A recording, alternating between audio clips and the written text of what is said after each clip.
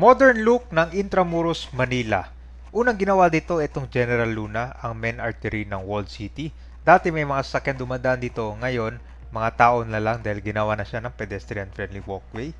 Tapos tinanggal na rin yung mga salabat-salabat na wire o itong tinatawag nilang spaghetti wires dito sa harap ng Plaza Roma, kaya mapapansin mo, mas maganda na siyang tingnan. Mas malinis na ngayon at dito sa may harap lang din ng simbahan may mga food stall na. Ito yung mga patok ng bilihan ng mga pagkain at mga souvenir. Nandito na tayo ngayon sa Muralla Street sa Intramuros, Manila. So ito yung main road dito kabayang paikot no sa Intramuros. Papunta na to ng Pasig River Esplanade. Yan. So kitang-kita mo dito kung gaano ka-organized yung kalsada no, yan. Meron na siyang itong sa left, yan yung sa bike lane. Ganyan, two-way. Tapos yung mga sakyan naman dito dumadaan. Punta natin yung sa may General Luna. Yan yung ginawa ng pedestrian friendly walkway no.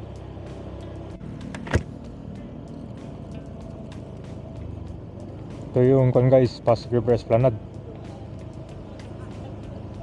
Ganda no, malinis na oh.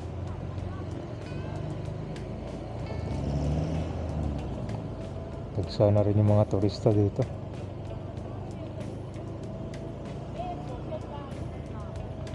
Yan yung alisin tong mga spaghetti wires unti-unti dito sa Intramuros kasi pangit yan naman tignan kabayan kung maraming mga wiring dito, lalo na kung isa ito sa top tourist destination dito sa Manila. So yung sa harap ng Palacio del Gobernador, ito yung first batch na tinanggalan ng mga spaghetti wires. So makikita muna natin yung resulta dito.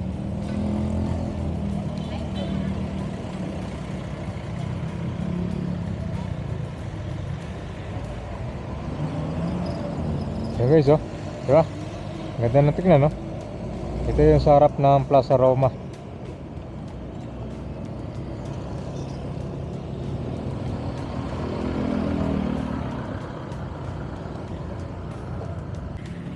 Ano na guys, ganda na tingnan no. Bawasan na dyan mismo yan.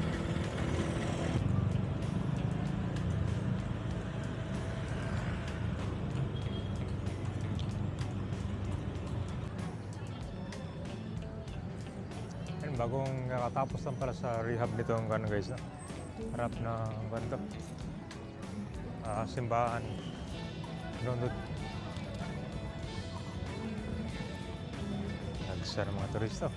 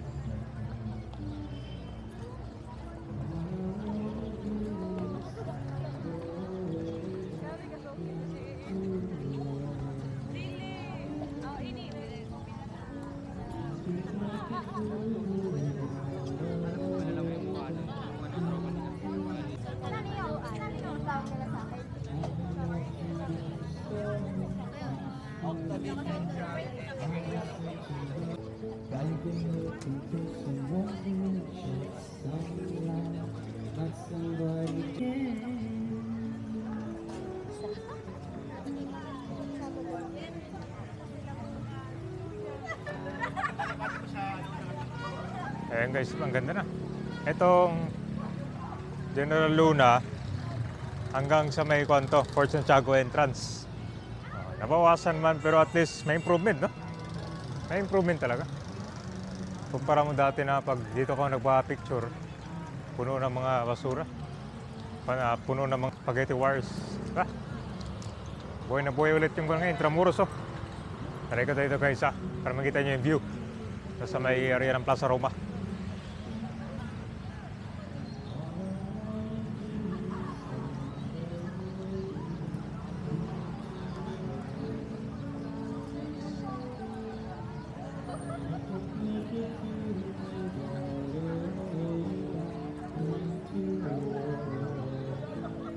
If I open my heart to you, I'm hoping you'll show me who.